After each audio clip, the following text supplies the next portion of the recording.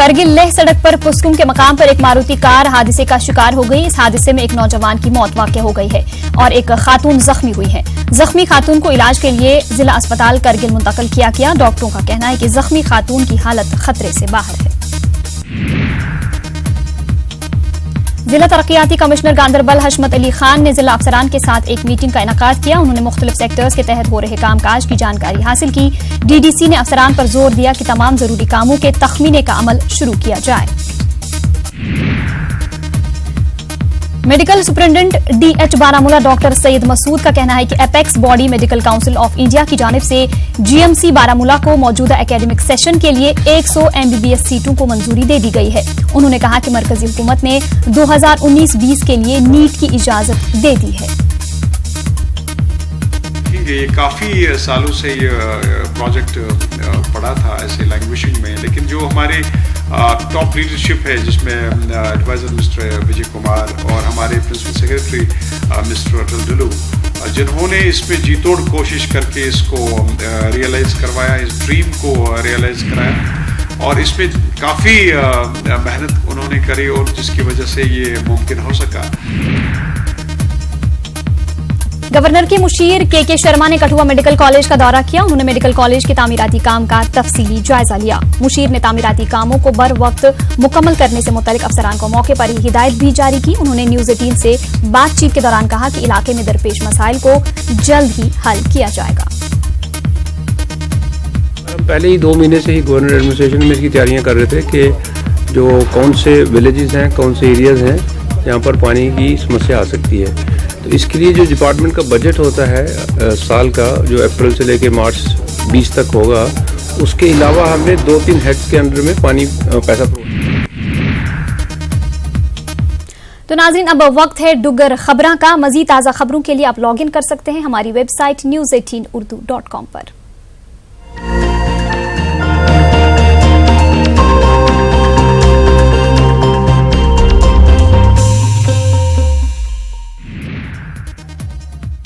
सांबा च बीजेपी के कार्यकर्ताएं ते लीडरें लोक सभा चुनाएं च पार्टी की कामयाबी उपर खुशी मनाई। उन्हें सांबा च मिठाई का एक स्टाल लाया ते लोकें च मिठाई ते कड़ाह वंडिया। इस मौके साबका मंत्री ते विधायक डॉक्टर दविंदर कुमार मनियाल होरें पार्टी की कामयाबी का सहरा कार्यकर्ताएं दे सिर बन्निया ते मेद प्रकट की जे आने वाले असैम्बली चुनाएं च भी बीजेपी कामयाब होग। साथियों, मैं समझना पे ये सारे हिंदुस्तान की जित है, ये पूरे भारत वर्ष की जित है। मैं थोड़े माध्यम करना अपने सारे साथियों की, खास करिए सारे कार्यकर्ता जोड़े ने जमीनी स्तर के कार्यकर्ता ने, चाहे वो महिला ने, चाहे युवा ने, चाहे सारा नौजवान वर्ग है, वो सारे अपना आशीर्वाद दिता, मेहनत की और लगातार 5 साल काम भी किया। लोक सभा चुनाएं बीजेपी की जित की खुशी बिशना, अरनिया ते मीरा साहब लोकें जश्न मनाया। ढोल ते बाजे बजाइए लोग नचे त्रप्पे ते लड्डू बंडे।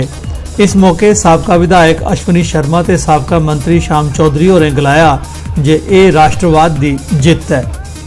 देश के प्रधानमंत्री नरेंद्र मोदी के नाम पर सबने वोट दिए और पूरे देश ने उसके नाम पर, उसके काम पर वोट दिए, क्योंकि देश के प्रधानमंत्री ने सबका विकास किया, हर बात के लिए काम किया और आज उसका रिजल्ट सबके सामने है।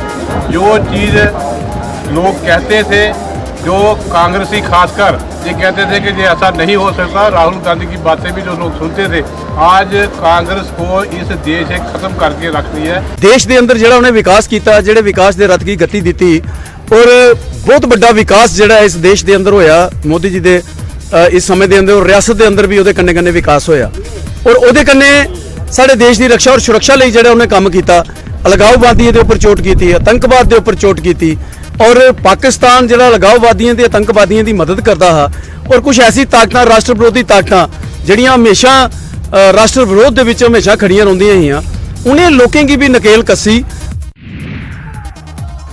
नेशनल कॉन्फ्रेंस उधमपुर जिला इकाई ने कश्मीर घाटी च लोक सभा की 3 सीटां जितने उपर खुशी प्रकट की है। पार्टी के लीडरें ते कार्यकर्ताएं मेद बन्नी है जे आने वाले असैम्बली चुनाएं च भी नेशनल कॉन्फ्रेंस सुरखरू होग। आज नेशनल कॉन्फ्रेंस के जिन्ने भी सारे अपने वर्कर ने, कार्यकर्ता ने, इनके सारे दे चेहरे पर बड़ी खुशी की एक लहर दौड़ा करती है। मैं आखना चाहना कि नेशनल कॉन्फ्रेंस एक संगठन जिहड़ा है बड़ा मजबूत संगठन है। इसी बेशक मैं समझना इसी तोड़ने का, इसी दबाने का, इसी बंटने का बड़ियां बड़ियां पार्टियां, सियासी पार्टियां जिन्हें कि सारा इत्थे जिहड़ी साडी कामयाबी। Ex serviceman welfare association Kathua ने लोक सभा चुनाव च बीजेपी की शानदार जित उपर खुशी प्रकट की है। एसोसीएशन का गलाना है जे नरेंद्र मोदी उनकी लीडरशिप विच देश हर खेतर विच तरक्की करारदा है ते अगड़े वधारदा है।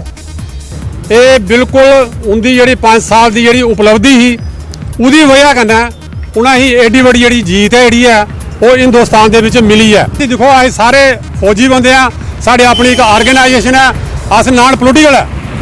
अठली मोड़ कठुआ के कोल प्राइवेट फैक्ट्री भारत उद्योग के कर्मचारियों असिस्टेंट लेबर अफसर कठुआ के दफ्तर सामने प्रदर्शन किया। उनका इल्जाम है जे कई बरे थमा फैक्ट्री च काम करार दे कई दर्जन मुलाजमें की इसलिए बर्खास्त किया गया कि जे उन्हें तनख्वाही बढ़ाने की मांग की ही। लेबर अफसर होरें जांच करिए कार्रवाई करने का भरोसा दवाया। 12 साल हो गए पूरी फैक्ट्री कम जानने कोई सर कोई बूट नहीं, कोई चप्पल नहीं, कोई वर्दी नहीं, रोटी खाने जगह नहीं, कोई टट्टी पेशाब करने की जगह नहीं है। पहले भी आई 20 तरीक भी आई, लिखन नोटिस दिते था उन्होंने। पुंछ जिले की मंडी तहसील की सिविल सोसाइटी आसिया सब डिस्ट्रिक्ट अस्पताल विच दवाइयां की फेयर प्राइस शाप खोलने की मांग की गई है तां जे जरूरतमंद लोगों की मुनासिब कीमत पर दवा हो सके। यहाँ के कुछ लोग ऐसे मिले हुए लोग हैं जो वहाँ या तो शॉप खोलने नहीं देने। इसलिए मैं डिस साहब से मीडिया की वसात से गुजारिश करता हूँ कि यहाँ जल्द अज जल्द एक हुक्म सादर किया जाए जिससे मतलब फेयर प्राइस शॉप खुले। जम्मू पुंछ जरनैली सड़क पर खनेतर ग्रां कोल एक सड़क हादसे च 4 जने घायल हो गए। हादसा उसले हुआ जिसले एक यात्री बस की सामने शाह आवर दे तेज रफ्तार ट्रक ने सीधी टक्कर मारी। बस ड्राइवर सने 4 यात्री जख्मी हो गए। जख्मियों की राजा सुखदेव सिंह जिला अस्पताल लेता गया। बस ड्राइवर की जीएमसी जम्मू रेफर किया गया। सभी पेशेंट्स को हमने फर्स्ट लाइन ट्रीटमेंट दे दिया और सभी पेशेंट्स नॉर्मल है। एक पेशेंट को जीएमसी जम्मू रेफर किया, वो भी पेशेंट की रिक्वेस्ट पे, और बाकी अभी सभी पेशेंट्स स्टेबल हैं। कांग्रेस के सीनियर लीडर मोहन चौधरी उनका आखना है जे पार्टी की लोकसभा चुनाव बेशक मेद मुताबिक कामयाबी नहीं थोई, लेकिन असेंबली चुनाव तोड़ी पार्टी की कारकर्दगी बेहतर हुई जाग उन्हें सुचेतगढ़ थमा कांग्रेस की वोट देने वाले का शुक्रिया किया। गाँव में जाके मीटिंग करेंगे, लोगों को अवेयर करेंगे, इनकी नाकामियाँ जाहिर करेंगे। जो इनके एमएलए रहे हमारे आस पड़ोस के करके उनकी नाकामियाँ हम घर घर जाके करेंगे। आने वाला वक्त कांग्रेस पार्टी का होगा। जम्मू में कांग्रेस पार्टी डंके से चोट रिपीट करेगी और एमएलए हमारे जीत